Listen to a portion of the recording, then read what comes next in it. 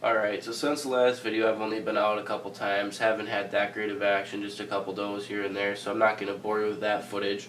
So today it's October 26th, and this video will hopefully come out on October 27th, which is the video from last year on October 28th, 2016.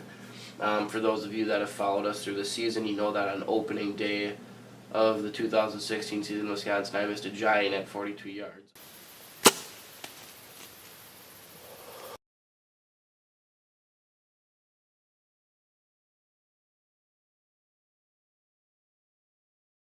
Just a great deer, and it really tore me up. I was pretty sick about it, so I actually wasn't even feeling up to going hunting all the way until October 28th when I sat for the second time with the bow in my hand in Wisconsin, and I was able to catch up with a pretty good buck. It was kind of an interesting hunt. It happened right away at first light, and you'll just have to see some of the twists and turns that come with it. So we're going to hop in the tree last year, just about a year ago, and take a look at my hunt from October 28th. Alright, finally back at the cabin. I think it's like October 28th. There's been a lot of signs of deer chasing. Everyone's been telling me the rut's starting to kick off here, the rut activity anyway, so it's been a long time since I've been in the tree. This morning, it's a foggy morning. I got in here about an hour before dark. And I've been hearing deer just moving through the swamp all morning, so I want to get some meat for the freezer this weekend, so I'm going to be very tempted to shoot a doe if I get a good look. But I am also, with all the activity and with all the signs and what I've been hearing from everyone, I might hold out for a buck. We'll see what happens.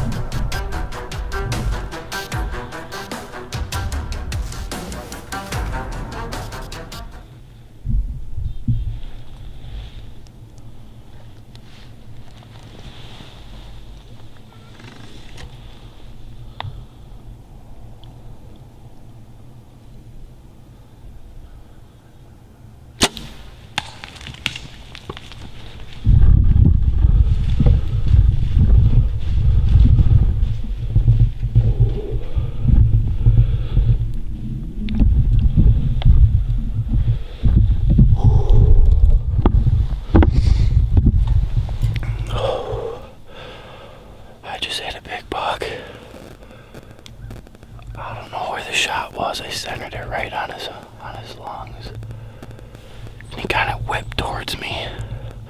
I don't know how the film was. It was so dark. I think he was in frame. I hope I got the shot on camera. When it hit him, he kind of whirled down weird, and he stumbled. He ran 20 yards and fell. So, I have no idea. I mean, oh man, I hope I got him.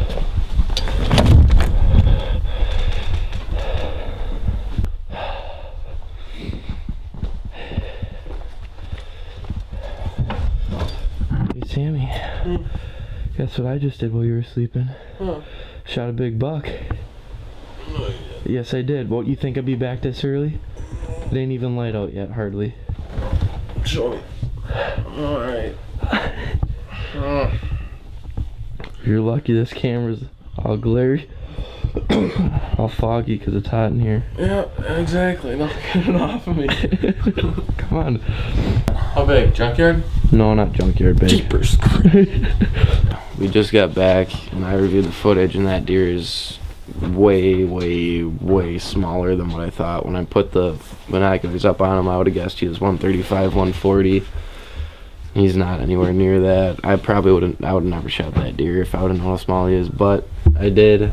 So I'm gonna try to stay positive with that and how I use my tag. And the shot doesn't look the greatest either. He kind of turned into it. I didn't see him face towards the camera. It looks like it's probably shoulder. So we're gonna go just look for blood. If there's not blood, even if there is blood, we're probably gonna let him lay for a while, but we just want to see what we can see for the first 30-40 yards, and then we're gonna have to call the neighbors up, get a hold of them, see if we can get permission to go track that deer onto their land. So let's go.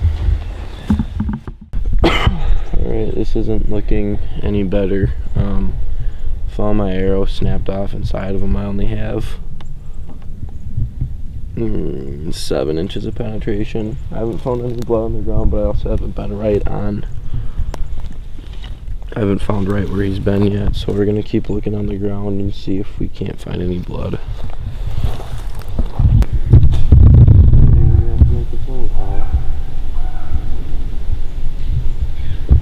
Okay. Alright, we got on blood. Sam found the first blood where he crossed the 4-wheeler trail. It's actually quite a bit of blood. It looks good, like I must have snuck into his lungs. So we got to make the call to the neighbors and see if they will let us come track this deer onto their land.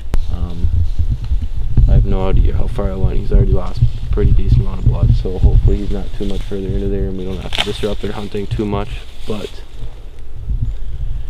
yeah, that's not... Gotta comply. Yeah, we gotta follow the rules and ask them. They told us the deer goes onto their land, they want to come with us and track it, so yeah. Let's get out of here.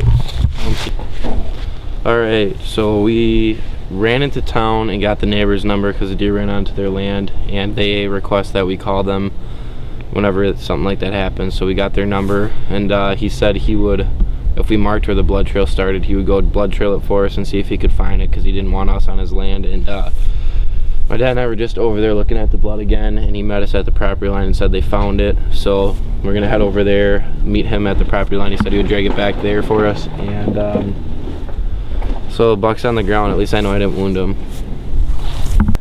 All right, here's the buck. Neighbors drug him back for us. They blood trailed him the whole way and brought him back, so we want to thank our neighbors for that. They didn't have to do that, but that was nice of them. He's got a little sticker point here, so he's a 9-pointer. First buck with the bow. Like I said, I thought he was bigger, but I'm trying to stay positive. He's a good deer.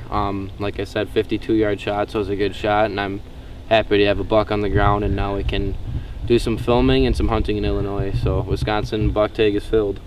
Alright, so moving forward, I just want to clarify something.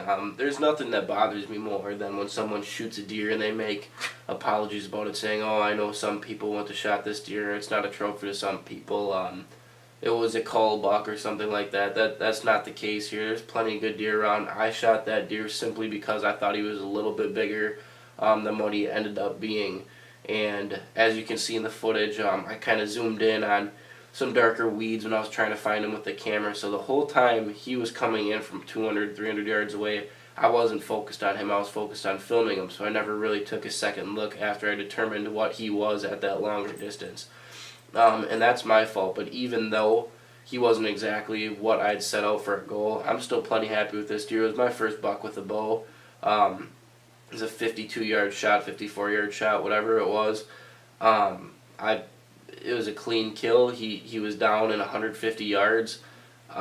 Lots of people would have loved to put a tag on a deer like that, so I'm not going to sit here and complain about it. He was a great learning experience. You can't just start shooting a 150s right out of the gate, in my opinion. You got to get a couple bucks under your belt.